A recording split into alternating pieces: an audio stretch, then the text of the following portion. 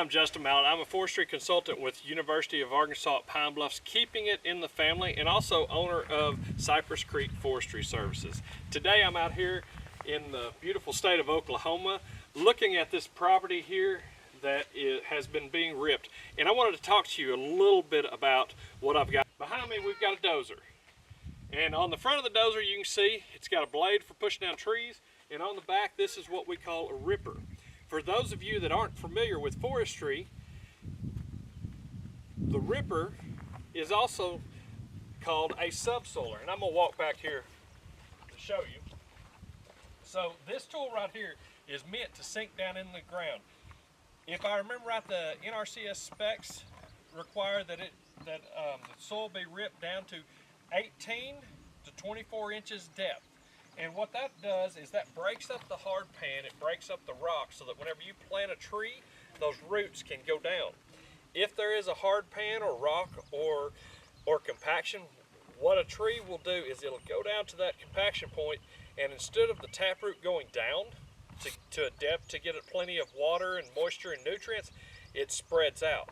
So then you have a shallow soil with a big tree, so it's more likely to have blowdown. It's going to struggle more, and a lot of the specs or specifications of the NRCS is to help ensure that your trees survive. So if you have a soil that needs ripping, this is what they're going to use.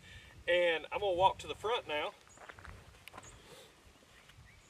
Up here you've got the dozer blade. Most of these larger dozers have these dozer blades, and as it's ripping through the soil, it may come across some stumps, some trees that weren't marketable, and it's going to push those trees down, kind of make an open space. A combination of this blade on the front pushing and this ripper on the back, a lot of times that's going to create planter access, and that means it allows the planters to go along and plant the trees as they're planting. Sometimes we run into stands that have a lot of unmarketable trees, trees that aren't necessarily preferred. Things like elms and maples, things that aren't going to get real big here in our part of the world. But what this does is it's able to knock that down. It's able to plant those trees. Usually they follow it up with a spraying before, a spray after.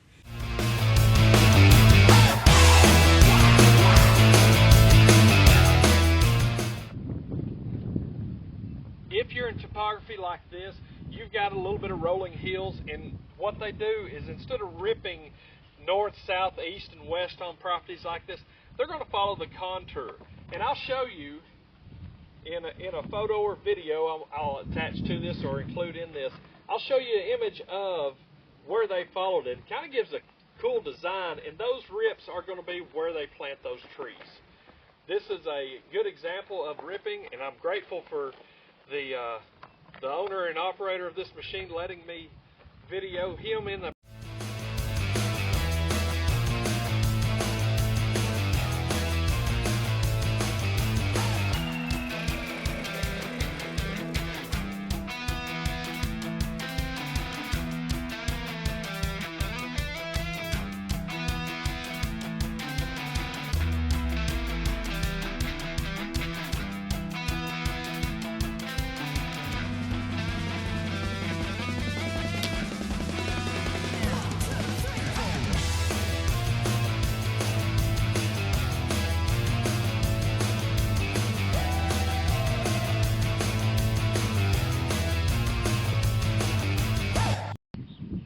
One common misconception with forest landowners is, hey, I've got a tractor, hey, I can rip it, I can subsoil it, but 9 times out of 10, just a regular farm tractor or a light tractor is not going to do the job something like this does.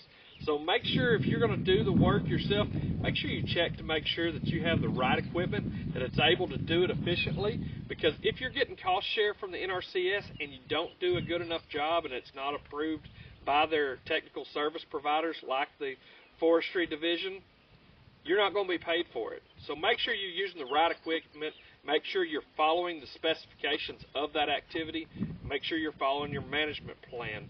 That way you ensure that if you're doing cost share, you'll be covered, that payment will cover it. Also, make sure you follow those specifications so that your trees survive and you get the best chance.